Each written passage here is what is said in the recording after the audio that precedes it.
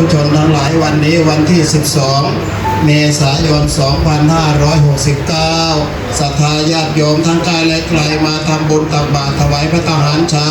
ที่คณะบุญเขตสามัคคีวัดพระธาตุพระนมเช้านี้มีโยมแม่มาจากสกลนครมาถวายพระทหารถวายน้ำดื่มโยมแม่ชื่อพรปวีศรีสุริยประภาพรปวีศรีสุริยประภามาเป็นประจำขอให้เจริญเจริญในวันปีใหม่ไทยพรุ่งนี้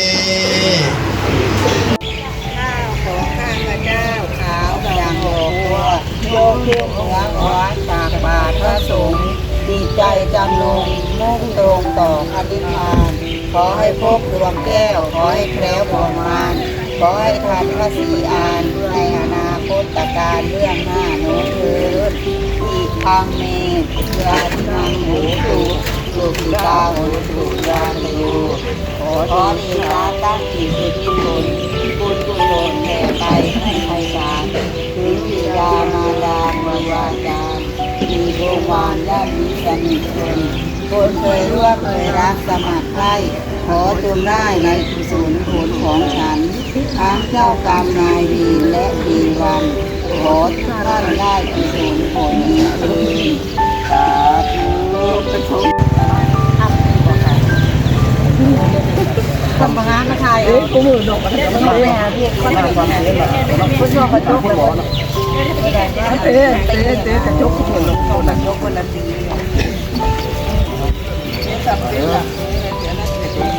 มันซื้อให้รถมันดูแต่นี่มันจะได้ป่ามีกระดูก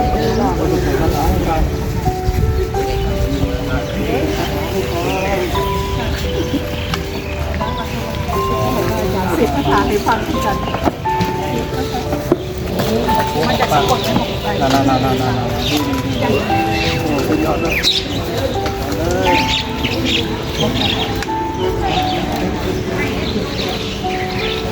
การะทั้งหลายเหล่านี้โยโสสวากาโตภควตาธัมโมพระธรรมนั้นใดอันพระผู้มีพระภาคเจ้าตรัสไว้ดีแล้วอิเมเหสการะเหตัมธัมมังอภิปูชยามิข้าพเจ้าขอบูชาโดยยิ่งซึ่งพระธรรมนั้นด้วยเครื่องสักการะทั้งหลายเหล่านี้โยโสสุปฏิปันโนภควโตสาวกสังโฆพระสงฆ์สาวกของพระผู้มีพระภาคเจ้าหมู่นั้นใดปฏิบัติดีแล้วอิเมเหสการะเหตังสังฆังอภิปูชยามิข้าพเจ้าขอบูชาโดยยิ่งซึ่งพระสงฆ์หมู่นั้นด้วยเครื่องสักการะทั้งหลายเหล่านี้อันนามยังพุทธัสสะภะคะวะโตอุปภาคณมกรังกโรมาเสนะโมตัสสะภะคะวะโตอะระหะโตสัมมาสัมพุทธัสสะนะโมตัสสะภะคะวะโตอะระหะโตสัมมาสัมพุทธัสสะนะโมตัสสะภะคะวะโตอะระหะโตสัมมาสัมพุทธัสสะข้าพเจ้าขอน้อมแด่พระผู้มีพระภาคเจ้าพระองค์นั้นผู้เป็นพระอรหันต์ตรัสรู้เองโดยชอบ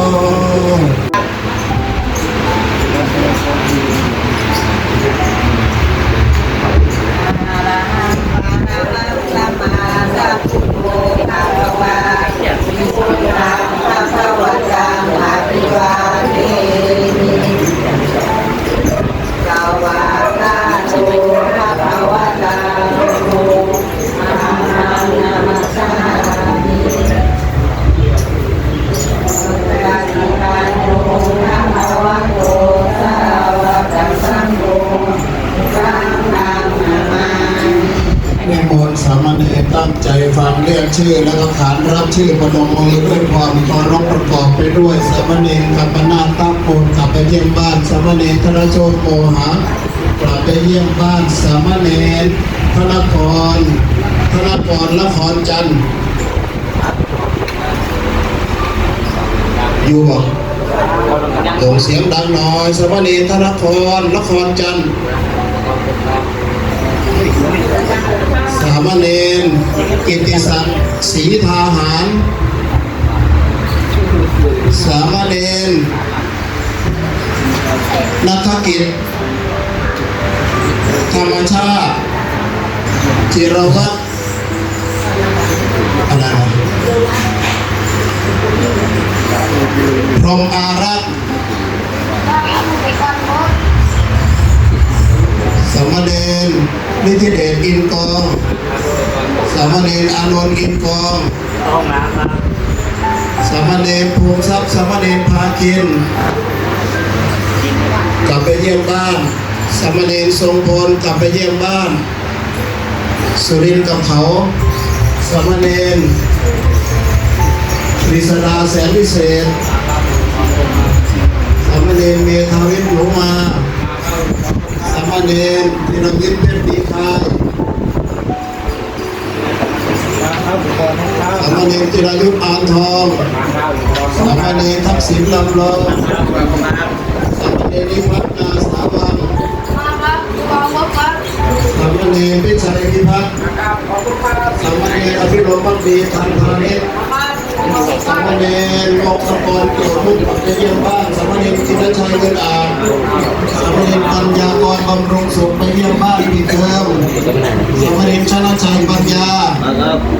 สามเณรสุทธินันท์พันบุภา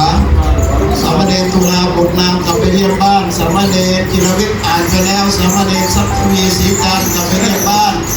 สามเณรสรายุทธิธรสอนลาสิกขาไปแล้วจบม .6 สามเณรรัตพลปัคมาสามเณรพานุวัฒน์เทียงเดชสามเณรรัตวัฒน์นามบุตรกลับไปเยี่ยมบ้านสามเณรปริณวัฒน์เมืองทรายกลับไปเยี่ยมบ้านสามเณรกุจิบทเชื้อกมลกลับไปเยี่ยมบ้านสามเณรภูริพัฒน์เกิดจันทร์กลับไปเยี่ยมบ้านช่วยบ้านฤดูร้อนสามเณรธนกรเมืองโคตรกลับไปเยี่ยมบ้านสามเณรธีรพัฒน์อภัยพิพัฒน์สามเณรชัยพลตัดเสือสามเณรมาสิงแก้วเสนาสามเณรนัทวุฒิแสงฟงสามเณรปฏิภาณทิแตงสามเณรอเนกพงศ์สดนามนสามเณรรัตวัฒน์ลาวงเกิดกลับไปเยี่ยมบ้านปัจจุบันนี้สามเณรทั้งอยู่ทั้งไปกลับไปเยี่ยมบ้านนี่43 รูปพระอีก8 รูปจะเปิดเทอมในนาจะห้อง50ไปหรอสามเณรเนี่ยสามเณรอีกภูริพัฒน์เรียงราชกรรมทรงเข้าประกวดอิมานิพยังพันเตวัตตานิสัมปริวารานิที่มณฑลเมืองงามที่ผูกสังคัสสะโอโนทยามะสาธุโตพันเตที่ผูกสังโฆอิมานิพันตานิสัมปริวารานิปฏิกันหาตุอัมหากังทีคารตังอิตายาสุขายายะถาวาลิวะหาปุราปาริปุเรนติสาภลังเทวะเมวะอิโตทินังเปตานังอุปปปติสิจิตังมณิตังอุณากิปะเมวะตุโสสัพเพเปเรตุสังกะยันโนปะระโสยะถามณิโชติระโสยะเตโย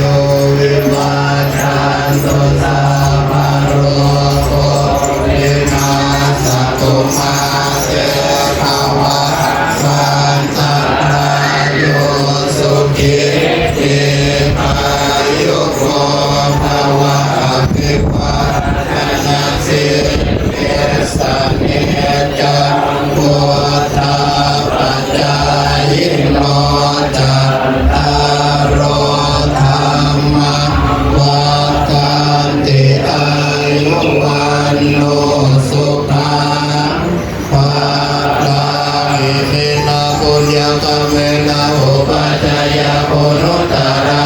นาริโยภการะจามาตาปิตาจัยยะตะกะปิยะมะมังสุริโยจันติมารา จักขุณวันตาพระมาลาจาอินทาจตุโลกปาลาจเทวตายโมเมตามนุสัจจมัจจตเวริกาปิจัสสะเปสัตตะสุเกหตุปุญญานิปะกตานิเมสุขังจติเวทังเตตุกิปังอเปตาโวมาตังอิเมนะปุญญากรรมเมนะอิเมนะโอเตเสนะจักขิปังหังเทวตานุปาทานาเจตานังเยสัตตาเนหินาธัมมายาวานิปานาโตมะมะอสันโตสัพพะทาเยวายาสัจจโตภะเวโอจตินาติปัญญาสังเลโหริยัมหินามาลาลาปันโตโลกาสังกาตุจาวิริเยสุเนโหตาติภาวะโรนาโหธัมโมนาโสวารุตตาโมนาทุปัจเจกะโพโสจัสสังโฆนาโทกะโรมะมังเตสุตตามะทุภาเวนะมาโรกาสังลาปันตุมาทัสสะปุญญานุภาเวนะมาโรกาสังลาปันตุมานาพเจ้าสาสารพระธรรมเมื่อนี้ไม่เพื่อเล่นไม่เพื่อมัวเมาไม่เพื่อประดับไม่เพื่อตกแต่งแต่ฉันเพื่อยังอัตตาพิให้เป็นไปและป